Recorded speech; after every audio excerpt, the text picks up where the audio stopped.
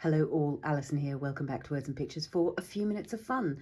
I'm obviously always really excited when I've got new stamps to play with, and these are my new PaperArtsy stamp designs, February 2025. And yeah, full of the promise of spring, talking about resilience and growth and healing and strength and all those things that hopefully will come to us as we move out of winter into springtime. So I'm still playing with these, still exploring, still discovering things. And so today what I want to use them with, because they have a sort of vintage antique book page look, here they are just stamped on some faked old paper. Lots of things going on with these at the moment, is to use one of my favourite backgrounds that I haven't actually done for a while, which is to use the PaperArtsy Crackle Glaze. We've done lots and lots of stuff with the Ranger opaque crackle paste, which gives you that certain kind of look. This crackle glaze is one that does a two-layer glaze that gives you a kind of weathered paint look, so the cracks you get in old paint, and it's lovely. It's a completely different kind of effect, a different kind of crackle. So crackle glaze, not crackle paint. There are other crackle glazes that go over the tops of things and give you a whole other look. But this one, yeah, is two goes. So your base coat of paint will be what is showing in the cracks, and then your top coat will be the covering paint. So you can do that in any colours you like. You could have a white undersurface and paint over it in a dark paint, and then you have white cracks showing through a darker surface. You can choose a dark background and have a white top coat, so then you're going to have the look of old white paint cracking and creaking. You could do it in any combination. Quite nice would be something dark like the French roast, dark cool brown underneath, and then maybe some green over the top. Yeah, because I want to stamp on these, I'm mostly going to give myself a fairly pale top coat, so I'm thinking shades of white, but I thought I'd vary my undercoat a little bit. So I'm going to have some French roast and some green because it's spring, so maybe we'll put a bit of French roast here. And for the undercoat, it really doesn't matter because most of it is not going to show. It doesn't matter particularly what this is going to look like. So this is French roast and magic moss, and sometimes I sponge these on, sometimes I brush them on. How you apply the undercoat will have a little bit of effect on how the top coat starts to show up. More important is how you apply the top coat is going to make a difference. So if you sponge on the top coat, you'll get one kind of crackle effect. If you brush it on, then you'll have sort of more of a brush stroke crackle with cracks in certain shapes. So what I might do is sort of do a bit of both on these tags, so you get to see both of those kinds of effects taking place. But as I say, this undercoat is not, it's not desperately important in terms of the final finish, but rather than straight streaky brush strokes, I might introduce just a little bit of texture just to vary the pace. Painty fingers already, excellent work. And I'm just going to do that with a bit of kitchen towel just to kind of mod it up. Now, in terms of drying things for the impatient amongst us, this layer you can absolutely dry with a heat tool. Not a problem at all. That's not going to affect the long-term look or operation of the crackle glaze.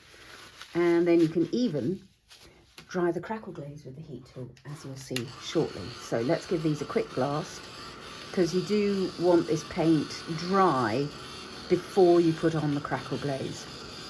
You can't apply this kind of crackle glaze over wet paint. So I might just finish off drying these and then wipe up that mat, and I'll be back to put the crackle on so that you can see that happen. These are now fully dry, and one thing I like about this combination underneath, it was sort of in my thinking, is that you've got already that sense of the arrival of spring from bare branches, the dark brown of bare branches, to just the start of some greenery appearing again in the landscape. So, crackle glaze. What I usually do is use a spatula to apply this. You can apply in brush strokes, and again, if you use brush strokes with this, again, that will have a little bit of impact on what your final result will be. I usually work by putting the crackle glaze direct onto the tag, so there's a sort of little glob of the stuff there, and then just use the spatula to spread it out. And I'm looking for quite a thin layer. I don't want sort of great gobbets of the stuff, although that will cause interesting variations in the crackle. Again, similar to the other crackle, the thicker the application, the larger your cracks are going to be. The thinner the application, there's a bit I can see, if you hold it up and move it in the light, you'll see places where you've missed altogether. And sometimes that's quite nice. So you might not want a completely even coat, but I hope you can see that on the surface there. So let's get a little glob onto the second tag. I suppose what is that? That's about the size of, I'll try and think of something that's the size of a blueberry, a decent sized blueberry of crackle glaze. There you go. Yeah, so again, I'm scraping that, spreading it quite thinly. Anybody who eats Marmite, something like that. I know that's a controversial food substance. And the final one. And then again, as I say, it is possible to dry the crackle glaze with a heat tool. That's not going to affect its ability to crack. Unlike the opaque crackle paste, that one you really do have to let do its business. With crackle glaze, you can dry the crackle glaze.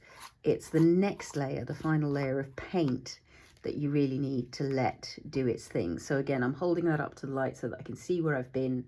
And I don't know if you can see, there's a patch here where there's been no glaze at all. And I might go for quite a thin scraping there. Any of this that is not on the tags, I can scrape up and put back in the bottle. There we go. So again, I'm going to give these a quick blast with the heat tool so that I can then show you the final layer, the paint going on. Do wipe this off any mats or tables underneath, because as with any glaze, it's kind of a gluey formulation, so it will be sticky. Once it's dried, it's fine, but then it's probably harder to get off than if you do it while it's still wet. So let's dry these and I'll be back to put some paint on. So just to be clear, you don't have to heat dry these. You can let them just air dry, which will take a while, but you do want them dry before you apply the top coat of paint. So when you look at these now in the light, you can see they still have a sort of sheen where the crackle glaze is, but if you can actually see the glossiness of it, that bit, when I touch it with my finger, is still tacky. So I'm just going to give those a quick little final blast around the tops and the bottoms. That is kind of where it's got itself applied most thickly, is next to the hole at the top there, and just down at the bottom here, that final sort of lift off of the spatula. So those tacky places, you just want to make sure you've got them fully dry before you go with the top coat. Again, if I just sort of hold that in the light, if you can see, there's a difference between this dry part and the tacky part. And in classic Tim Holtz style, if you want to know whether it's dry, if you touch it and it's wet, it's still wet. If you touch it and it's dry, then it's dry. Nothing's going to happen to your fingers if you touch the tacky crackle glaze on there. So almost there. I don't want to hold you up watching paint dry, although I have to say, there is, whoever thought watching paint dry was dull, I think had it wrong, because actually sometimes there's a real joy, and crackle glaze, 2-layer crackle glaze is one of the times when it's a real joy. I think what I'm going to do before I apply this top coat is I'm just going to zoom in so that you'll get a clearer look at it happening. There we go, right in close on these tags. So I've got Snowflake and Cloud9, and I might also add some chalk into this. So I've just got shades of white, really. Snowflake is the beautiful bright white that I'm always using. Cloud9 is just slightly softer, and chalk obviously is chalky coloured. I've got the support lights on again today, so the colours may not be entirely true, but it's pretty close. One word of warning with this.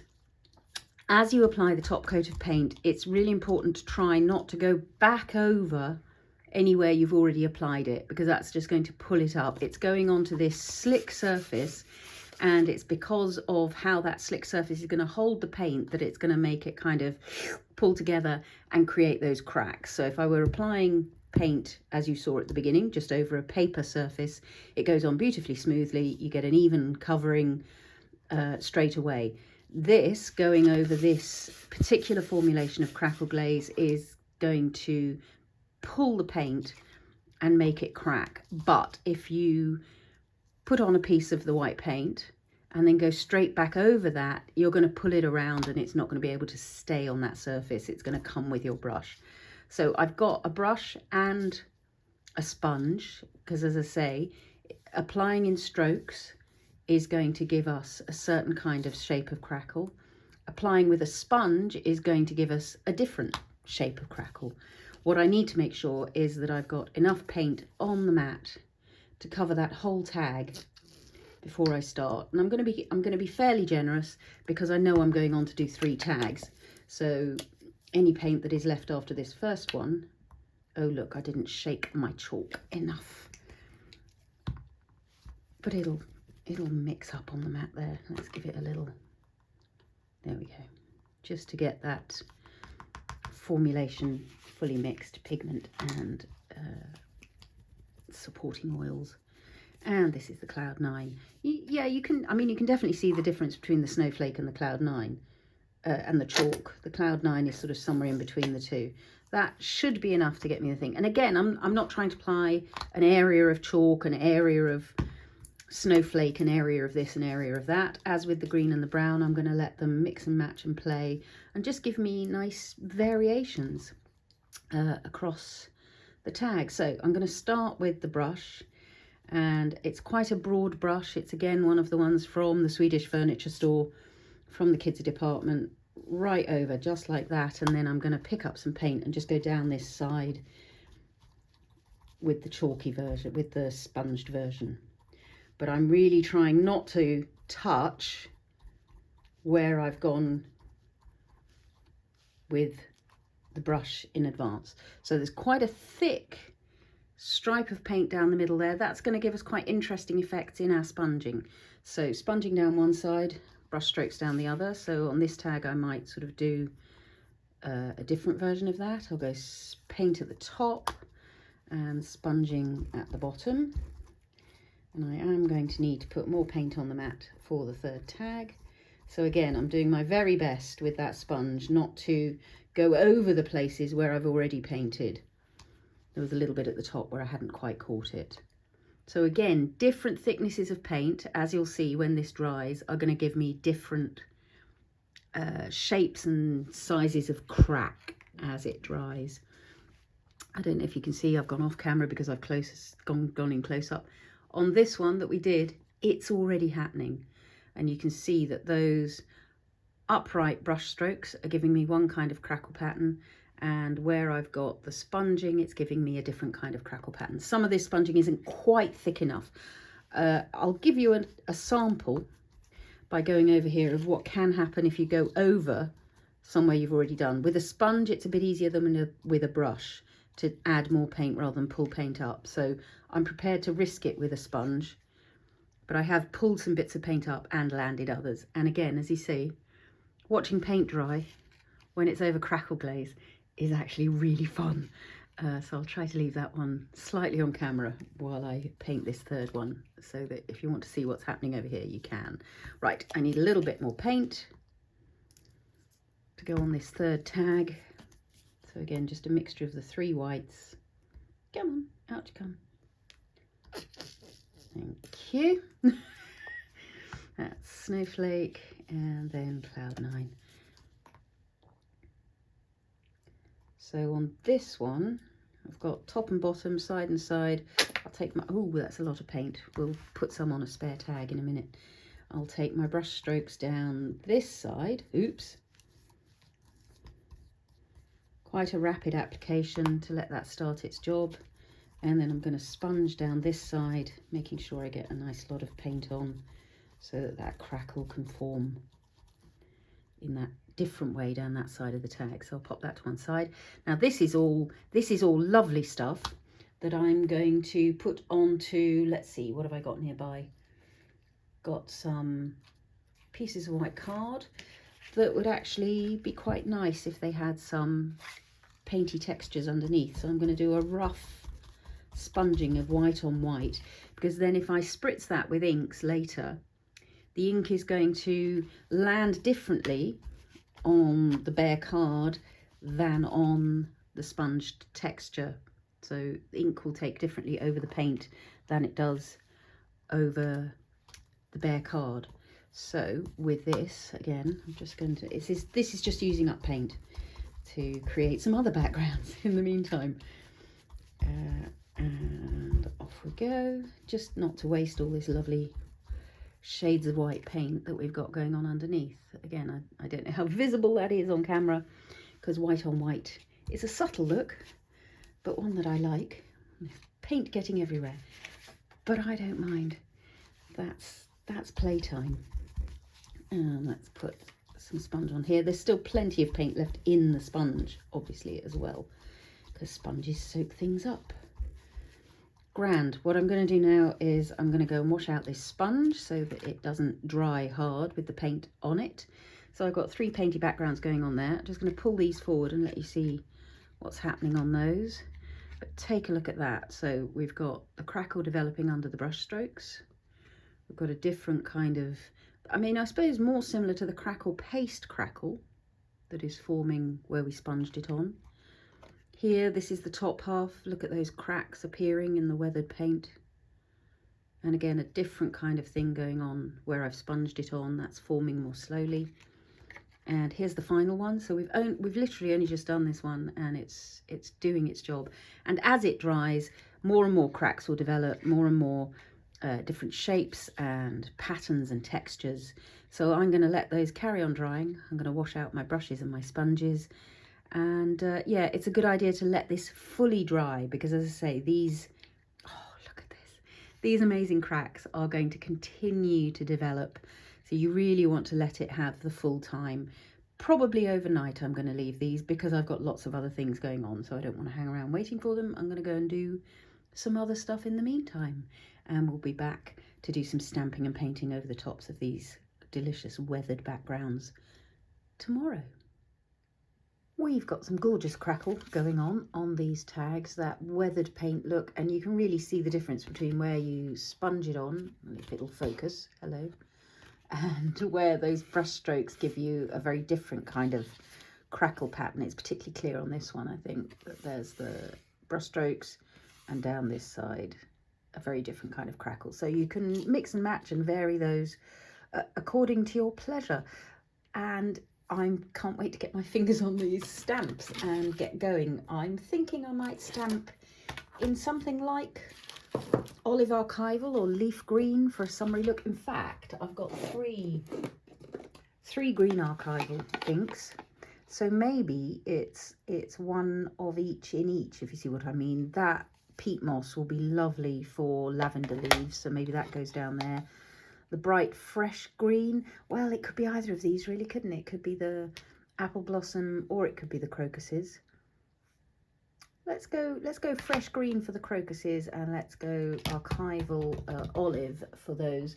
I do want to have a slightly different colour coming in for the bulb of the crocuses, I think.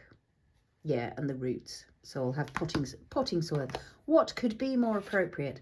And we might do a similar, if we stamp this branch, we might do a similar thing of just throwing some potting soil along there.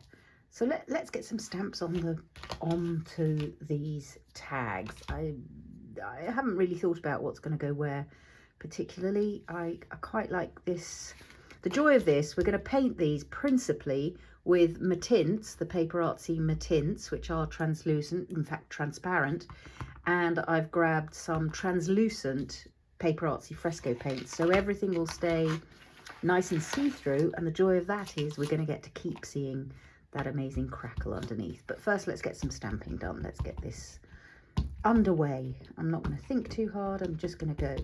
So one of the reasons I kept the lavender stems and the lavender foliage separate on this stamp is that it means if you want, you can stamp foliage, foliage, foliage, foliage and not be bothered with the flower stems.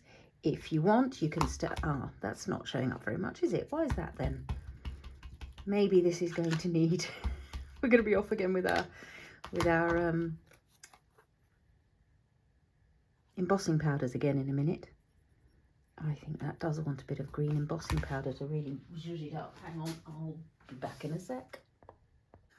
Part of it is because it's a very fine detail stamp, and because we've got that crackle texture going on underneath, the delicacy of that stamp is just not allowing that to show up fully over the crackle. It's just a bit distracted by the crackle. There we go. That'll do the job instead. How's that? Yeah, it was a very fine stamping, and it just meant we couldn't quite see that. I can't remember whose powders these are. I've had them for yonks, but as you can see, I've hardly used them. That's a full packet. I'm just going to flick some of the extra away. There we go. Beautiful. So where was I? I was saying, yes, if you wanted to stamp just the foliage, see, that's already lovely. Or if you just wanted to stamp rows and rows of lavender stems along the card, you could also do that. If you've seen my launch night video by now, then you will know that's exactly what I've done. So for this, I am going to want, I think, again, to put some embossing powder onto here.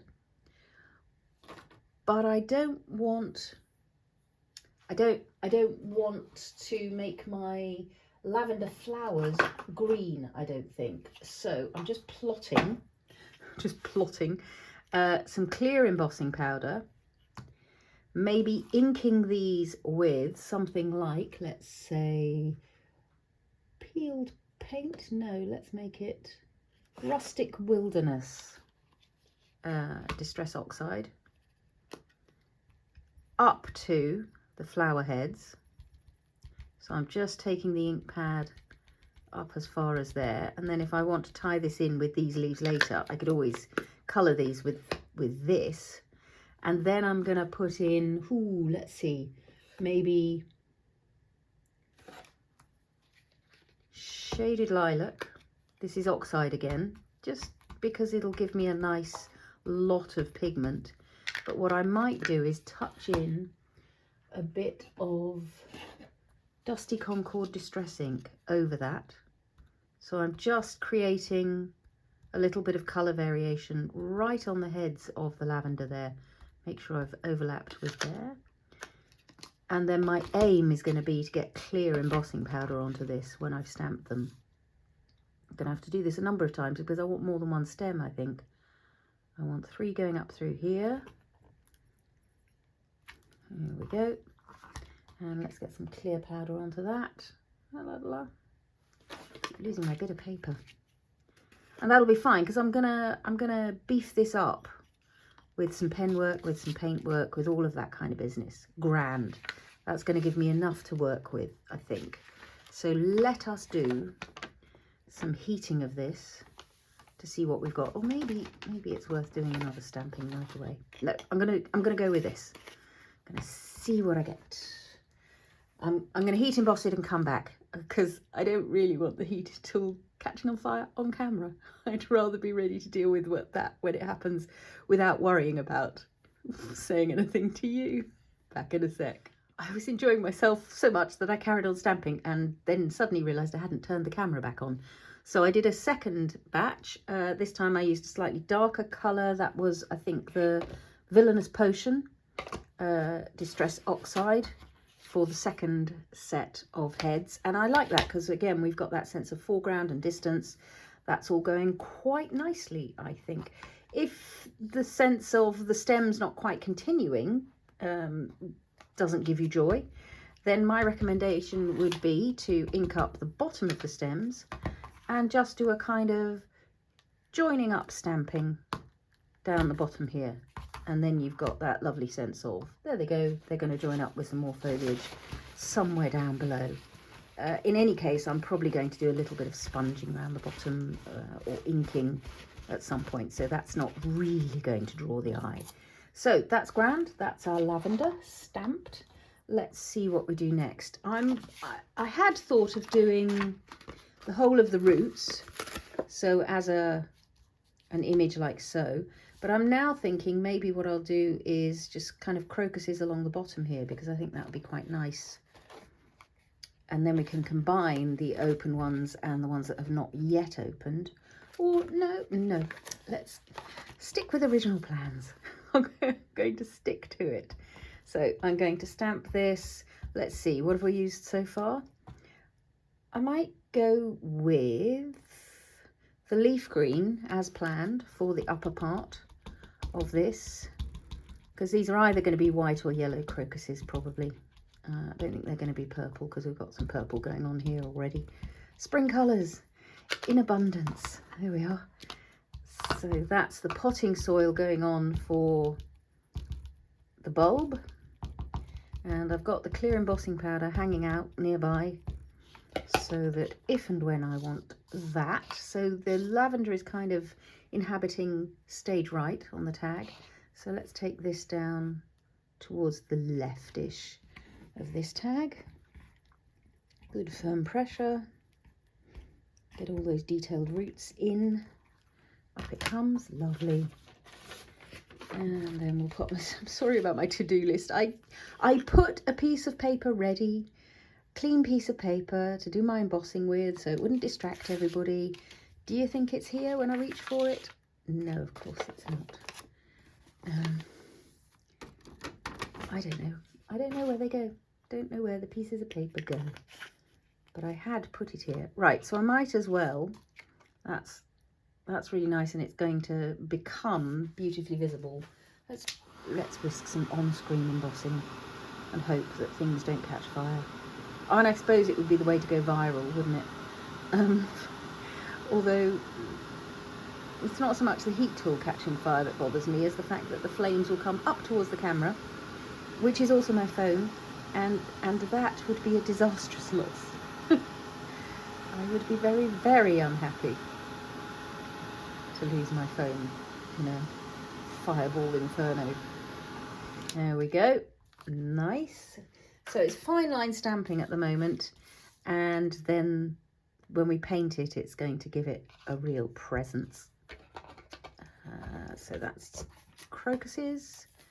We could put some of the open ones kind of coming in down the side, but I think I'm going to stick to my original plan for these stamp sets, which is that you've got these lovely textures, different texts on each one that just give us really beautiful background dealing. So let's see, do we want to go blossoms or branches, or maybe a bit of both? Let's start with the branch.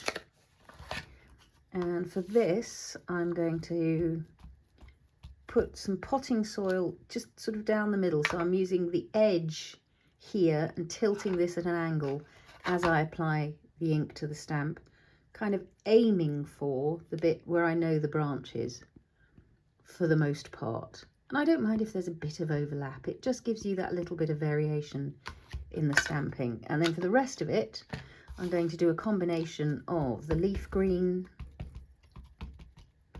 Make sure I hit all the buds, and maybe just tap in a little bit of olive as well for some of those leaves. And I'm going to go back with the potting soil and just re-highlight along the branch. So let's have this coming in from, let's say, somewhere up here. Avoid the ring as much as possible.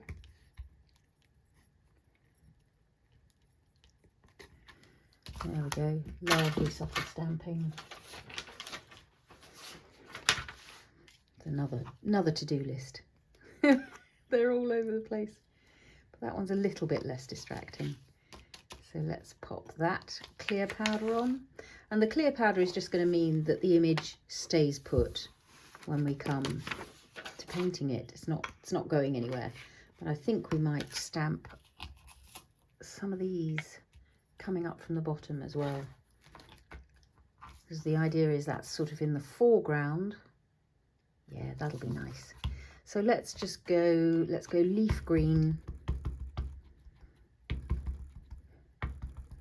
And tip in a little bit of olive, maybe hitting those buds that I know are there.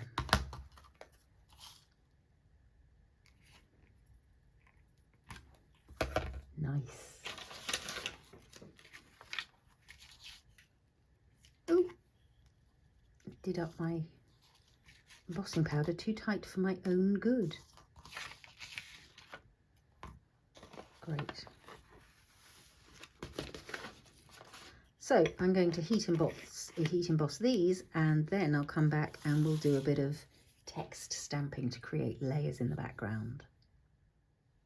I was wrong. I think what I want to do first is a bit of painting of these, because that's going to give me a clearer idea of where I want the stamping to go when I get there. So let's start with these crocuses. I think I do want to be bold and go yellow with them. I'm using a water brush just because even though the paints are translucent and the Mattints are completely transparent, I find the fluidity of the water gives me a little bit more flexibility as I go, but also it just gives me additional translucence and control.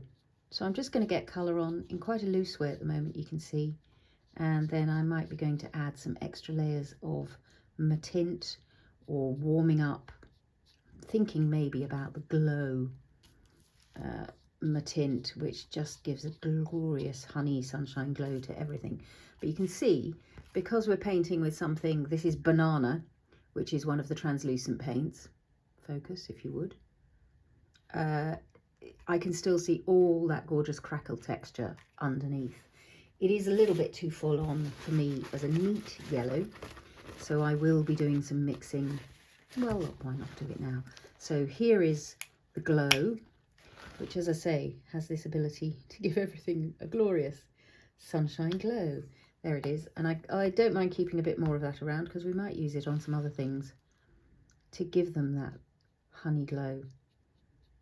Oh, the banana's not quite dry, so now what I'm doing is knocking it back. But actually, that's not too bad. That's quite an interesting effect. Just knocking it back in the centre of that petal gives us a sense of the bulbousness, because it gives us a sense of a little bit of white in the centre catching the light.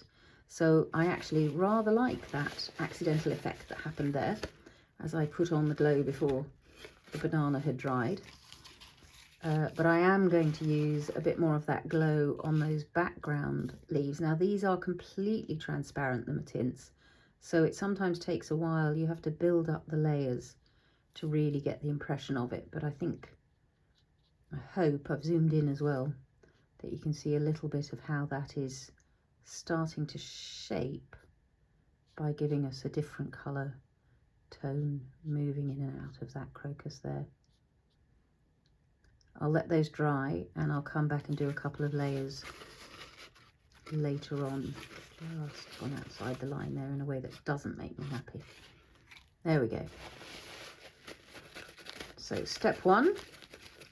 Step two, I'm going to put a little bit of, I think, forget-me-not probably, onto these lavender stems. It's a much bluier purple than the one I stamped in, so I think together that's going to give us quite a nice effect. And I might also want, let's see, yeah, maybe something properly bluey to mix in with it. This is Crispy Blue, and Forget-me-not is the one that's down on here. And I think together these are going to give us quite a nice, a bit of dried paint, quite a nice lavendery sort of thing going on. It's going to be pale English lavender, not dark purple Spanish lavender. And then on here, because these areas are so tiny that we're painting, for me it's just a question of a little dip and dab game. Just hit a few of the major ones.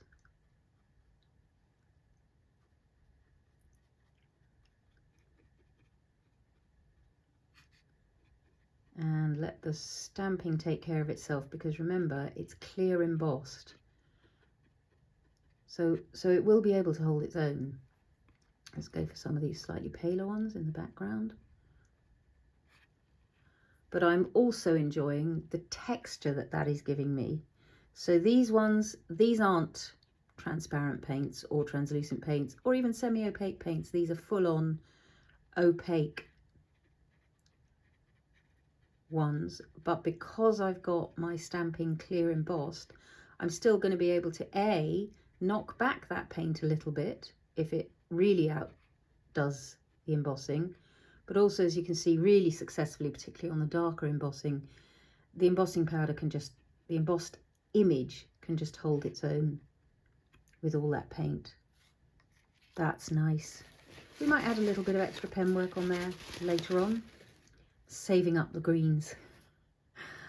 Now on the apple blossom, I think I don't think I need any more of this, so I'm just going to wipe that out of the way. I think I'm pretty happy with those lavenders. I am going to go back in with another layer of the glow in places, just to add a little more definition to some of these petals around the shape of the petal. So rather than a solid single colour, we've now got lovely overlapping variations of colour going on, which just gives you much more of a sense of life to the whole thing. If you really look at things in nature, they rarely have just one colour going on, particularly as the light falls on them, the colours shift and they change. It might be time to get some green in action. So I've got Hey Pesto, which is a translucent green, and I've got the deliciously vivid Limelight, which is a really, really vivid game. Actually, this is really nearly empty. I hope I can still get some out to play with. I've used a lot of Limelight. It's in my botanical colours sets curated for PaperArtsy. Right, and for the lavender, I think I want a bluier kind of a look. So I'm going to put in a little bit of River Deep, which is a Mattint, and I can mix it to get just a different glazing effect on some of that green. So just mixing on the matte here to get a, yes, more of a lavender kind of green going on. I'm afraid we're on artificial lighting again today, so that may not be. And again, these are really fine. The tip of this finest aqua pentel brush is really fine, which is grand, but again, you can really be quite loose with how you hit these. As long as you hit some of them straight on, with the others you can really give a sort of impression of a stroke, and you'll find that you've got a look of sort of bushy lavender foliage going on without really trying to stay within the lines. I'm varying where I'm picking up the paint from, so that sometimes I'm getting slightly greenier versions, sometimes I'm getting slightly bluier versions. There's a foliage down here as well, so let's just hit that. And then through up here, I'm going to put my wrist in the Limelight in a minute, aren't I? I can see it. And then I'll have Limelight on me till the end of the day. So the finest of fine things are these stems. So I'm just going to get some colour onto the whole nib of the brush, the whole head, and just stripe that down on that stem. And again, I'm being quite loose, quite subtle, and because this is so translucent, again, slightly outside the lines isn't going to matter. It's going to sort of, as it were, highlight. Plus, because it's a glaze, it's quite possible to wipe it away over a painty surface if it's really gone too far for your liking in terms of artsy outside the linesness. There we go. That just picks up those stems, and you can see they start to come to life. Let's get some more into here. So again, keeping things nice and loose. In fact, on this one down the side, I really just could go, let's just stroke in the colour, because if I'm alternating the greens and the blues, that's giving me a lovely impression of variegated fronds. And then just pick out one or two in detail. I'm going to carry on this stem down here, just because I bothered to stamp it, so let's also paint it. And maybe this one deserves a little more presence. But there you see, it's gone out of the side of the lines in a way that I don't enjoy. Just going to slide a little bit of paper towel in there, wipe it away. That's got a bit too much going on there, dab it away. While it's still wet, you've got some playtime to deal with things that are not pleasing you. There we go. So greeny blues, just a sense of depth and beauty. Right, let's get some greens onto here. So this is going to be largely Limelight and the Hay Pesto, but I'm quite enjoying that blue tone. It's just softening things a little bit, giving us a greyish place to play. So again, just one of the things that I don't want to say encourage, but one of the things on offer working with these stamps, and part of how I've designed them, is that you get to practice, even in your colouring in, creating strokes that if you then take them elsewhere onto a blank piece of paper, these are strokes. If you just follow the line of the leaf, kind of flick your way through the line, you're creating strokes, you're practicing strokes that are going to stand you in good stead if you ever did want to start doing your own drawings. And there may be people sort of throwing up their hands and going, no, that's why I have stamps. Well, that's where I started out on this visual journey, was thank goodness for stamps. It means I don't have to do any drawing. And then in the long run, more and more, I wanted to start making my own marks. And now the great joy for me is I've got the choice. I can go and do some drawing, but if I don't want to do any drawing, I've got stamps ready to go that can just do the job for me. There we go. And then again, I might just put a bit of this blue in to just soften things again. So looking for where those stems go. Nice. And then let's switch to the apple blossom. Pop these to one side. So you still need your bulb dealing with. We'll get to that. So I'm going to put the leaves in first, because that's very easy to do. So this is not, I mean, I suppose this is, because I'm keen to preserve the crackle behind, I'm not doing opaque painting on any of this. If you wanted to make these images completely opaque to pop, again, if you take a look at my launch night videos or the launch night blog post, you will see plenty of variations of how to colour these in or not colour them in at all. Use them as line drawings as well. But it just, because I'm working to see through, these are never going to be totally wow in your face images. These are going to be subtle, watery, soft tags, and that's what I'm working towards on this particular go. Just putting some green onto those little buds.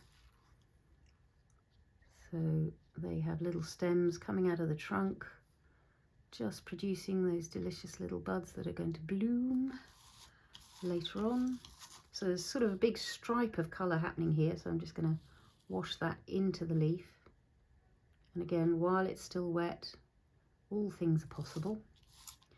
And then down here, because these translucent colours are just a joy for preserving both the image of the line of the image, beg your pardon, the line of the, I'm being distracted because the train is hooting, and I'm thinking about the people who say, oh, I can hear the train, and then the others who say, you mentioned the train and I didn't hear it at all. I'm going between the two. Do I mention it? Do I not mention it? But it's distracting me from what I'm saying. So I feel now that I want to mention it, because I'm going to blame it for the fact that I lost my words just then. The line of the image remains present when you're working with translucent paint or translucent ink or watercolour, but also those crackles that we've got in the background remain part of what's going on, which is just, it's joyous to me to have that going on. I'm going to put the bud in a slightly darker colour so that we can see it. There's another one just coming off here. I know this image quite well because I created it. Great. I think it's time to get a little bit of brown into the game. So for that, it's going to be French roast, which is a translucent brown. And I might also use a little bit of ash, which is the Mattints, which is this beautiful soft grey. I'm absolutely in love with it. You know me in grey. Come on, out you come.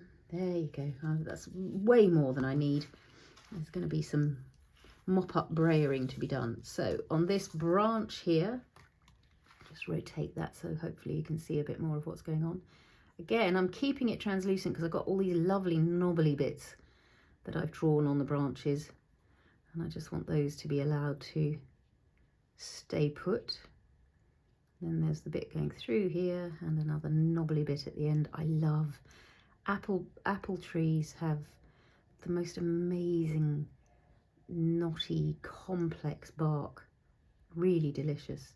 So some of these leaves are on sort of brownish stems, some of these might be on greenish stems, so just having a mix of the two again gives you a bit of variation of what's happening. Little bits in there, grand. And then really lightly I'm just going to create a little bit of shading for this bulb, and then into the ash. So that's ash with a bit of French roast that was on the brush, just so it's a slightly different colour around that side. And then the ash, as it mixes with that French roast, just lifts it away again. This is the mixing of the glaze and the paint, just creates that kind of softness, gives it a real blendability like watercolour. It's really amazing. Quite enjoying that. Might put a little bit more colour around the bottom. I'm just going to dab that on for some texture, and a little bit round under there, and then maybe a little bit just coming down into these roots, just again to create a little more depth in between the stamped ones. There we go, that does a nice job. A little bit more shaping there, just to get us, yeah, a nice bit of detailing on that. If you feel like it's too much, just a little knock back, and then I might fill in a bit more colour through the middle here. Yeah, there we go. And following the shape of the bulb gives me that shaping. Grand. So the final decision on the apple blossom is how much pink or red to add. So the crab apple blossoms that we have in the garden here, it's actually a miniature crab apple. When they're closed in bud and when they first open, they're really quite pinky red, and then they open to complete white. It's just like an astonishing magic trick. So I've got some ladybug and the pink on the mat. Those are Mattints again, and the thing again that I like about these is they start subtle, so that if you change your mind you can just leave it at that. But if you decide you want a bit more, it's really easy to add layers that give you more. I'm majoring on the ladybug rather than the pink. Let's get a bit of pressure down into those stamens. And let's, oh, see, that's too much pink going on for me. So I'm just going to pick it up, knock it back. And you can see that vanishes altogether. So just nicely. And then what I might do with this mixture of the two that I've got here is just shape a couple of these petals very softly. And then again, knock it back. So you've just got that really subtle apple blossom thing going on. Let's put a touch of pink onto a couple of these. And then of course we've got the buds down here, so that will give us a chance to go a little more full on with some colour near the white. That makes me rather happy. Those little pops of colour in amongst the greenery. Nice, it's springtime, you see.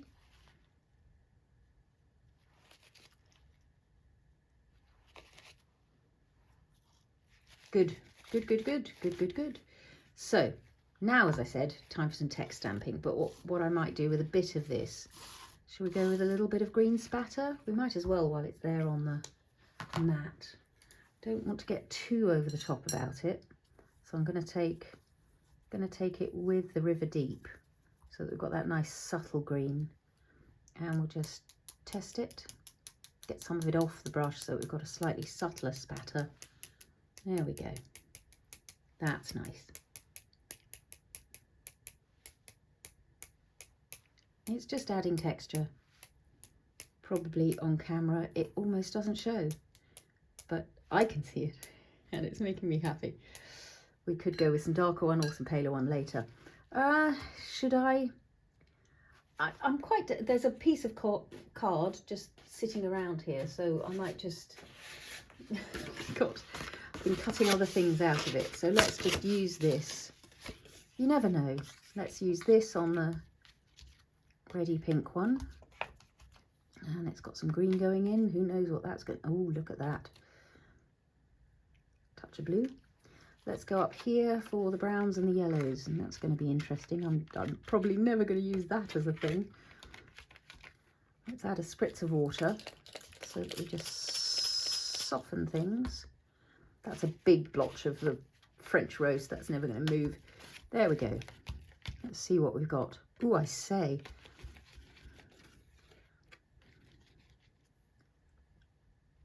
Well now, that's not uninteresting in a kind of blurry meadow flowers, sunflowers kind of way. I sort of feel like if I had some sweeps of the banana along with the glow coming out of these centres, I could create some sunflowers there quite easily. Let's put a bit more of this pink on here and see if any other flowers pop up into consciousness. I'm a bit cross with that blue there. Don't think I want it. Or if I do want it, then I need some more of it. But I've already used all the blue. I'm going to leave that there. That might be poppies. You never know. Oh look, that was not clever. Let's get that up. Let's get some water in there so that doesn't dry. Do we want to go back in with an? I've got another piece of card. We might as well pick up what's here and see what we get. Still quite a lot of black and brown going on. Yeah, see, there are sort of meadow possibilities and some more sunflowers. I'm deliberately going for that patch of brown now because I know what I can do with him. Let's pick up some of that green that I can see there. Yeah, grand. Okay, I'm quite interested in that. Quite interested in how that sunfloweriness has suddenly caught my eye. Too much paint, not enough paper.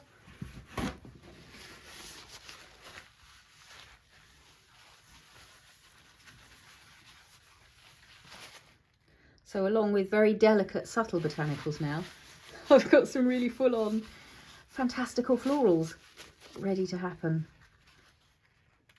I need that to go and dry by itself, I think.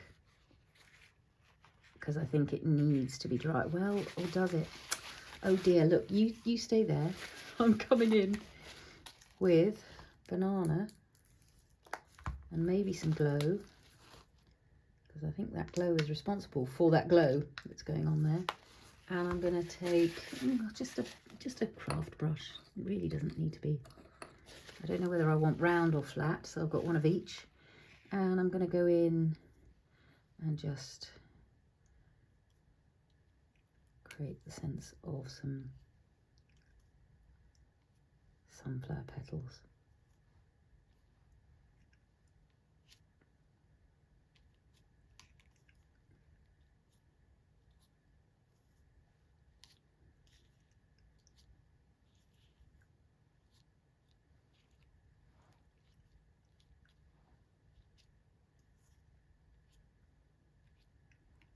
I'm keeping the texture of that. I'm not sure how it'll dry because, as we know, they're not opaque, they're glazes and translucent paints, and so they might not be willing to keep those lovely ridges as they dry, but you never know. It's worth a try, right? So I'm going to let that stay quite impressionistic for now. Yeah, grand. And now I've got yellow paint everywhere. Who knew? Let's just see if we want any more on here. I didn't want it on the corner of the tag. There was no need for that. There we are. Okay, so I'm going to add a bit more detailing to this painting probably later on. But now it's time to get the other stamps in the sets into action. Back in a sec. As I mentioned, you've got 3 different kinds of textures on these stamp sets. There's the alphabet here, there's a beautiful handwritten mortgage document, a house sale document on this one, and some of that fabulous Gothic text from a dictionary, from a pronunciation guide on the Lavender. And I think what I want to do for these is I'm going to mix and match what's around. I think I want to use these alphabets on all 3 stamps. I think I want this lovely postcard stamp from the Lavender on all 3 sets. So then I'll find something from the apple blossom to use on all 3 sets. Or it might just be the other. But this alphabet is making me really happy at the moment. We've got the capital letters and the lowercase letters. And it's just really fun to just peel on and off and create a little bit of detailing with. So I'm not putting it on a stamp plate. I'm just going to let letters appear quite randomly. Well, I say quite randomly. I'm being careful not to go right over the image, and I'm just giving it a chance to sort of come in. And I'm doing it in, this is Beach Cruiser, the ink. So I'm sort of thinking about springtime skies. So although the sky is not blue, I haven't painted the sky blue yet, you've got a sort of hint of blue skyness coming in from that letter stamping. I suppose that's all lowercase. I should use the uppercase for one of them, shouldn't I? So crocuses, you're going to get some uppercase. And I might put a bit of uppercase onto the others. There's a bit more room on the crocus tag, because the crocus image itself is taking up less space. So that gives me room to do a little bit more of that scrumptious text stamping for detail. That's simple as it is. That's your lot. Let's have a look. How about this postcard stamp? Maybe we want that in coffee or ground espresso. It needs to be something fairly present, I think. Where is that one? So this is the postcard for correspondence for address, just up there. This one I am going to stamp on a plate because I want to make sure I get the whole of it. And it could go across the top of the tag, but I like it also in a sort of slightly less formal way. I created, again, if you take a look at the launch night post, I had great fun creating vintage postcards with this as the postcard text at the top of it. But I also like it just as a kind of another detail stamp, really. Let's have just the accommodation and address going up there. So yeah, the postcard fell off the top. That was the intention. This one, I think I'm going to come down maybe this side. Well, that's going to line it up with that too much. No, let's come down this side. Like so. Oh, that's good, isn't it? It just does something really nice about, I don't know, a really formal thing in the mix with nature's best.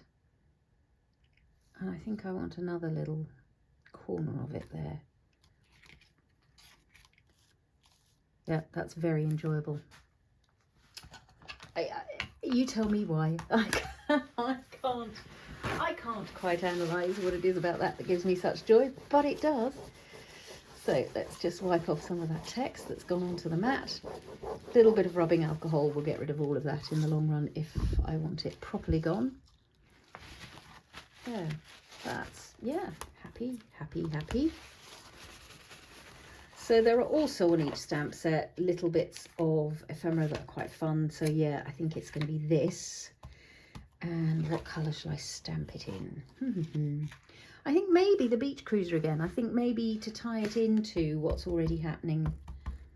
So this is a stamp, a payment stamp from that same house sale document that actually says £3 on it, because that was the cost of the conveyancing, or I don't know, the solicitor, or who the heck knows. It's an old document. I don't think that's what it would cost you any longer.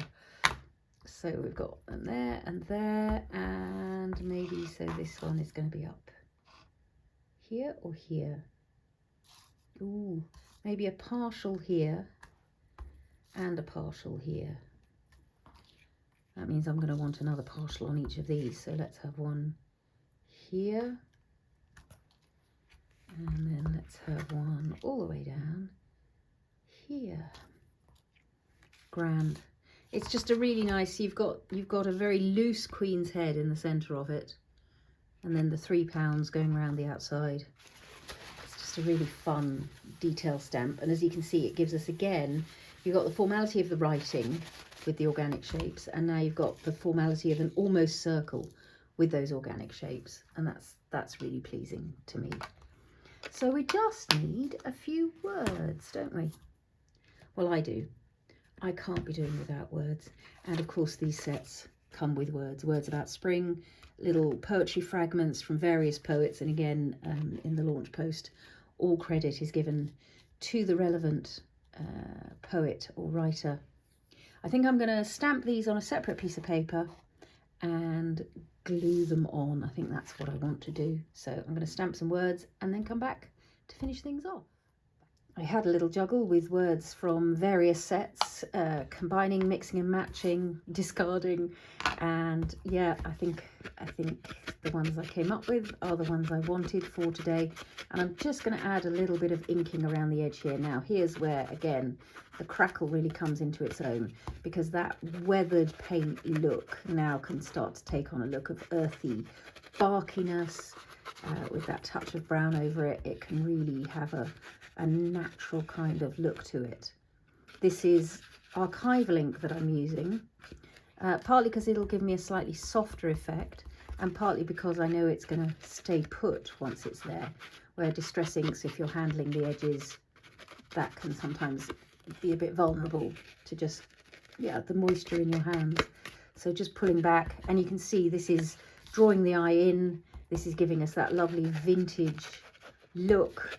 It's giving us that sense of aging and just earthy, beautiful, oh, yeah, delight. In fact, seeing that on the lavender makes me want to add a little bit more coming in from the edges.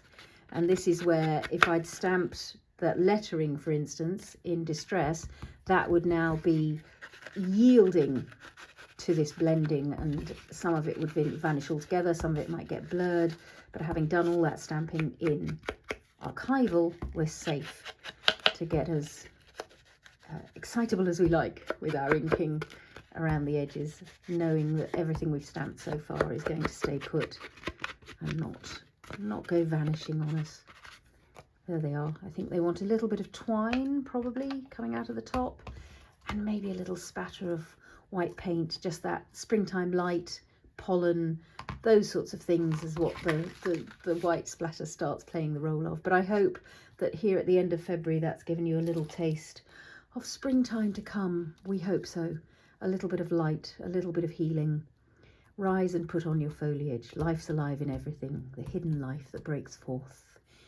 Thanks so much for your company today. As always, I'll try to leave as many details of what we've used in the description below the video as I can. Leave any comments or questions down below. If you've enjoyed this, do give me a thumbs up, and please do subscribe if you're not already, if you would like to see more botanical delights, grungy delights, inky delights. There's lots more to come this year. Thanks so much for watching, and happy crafting all.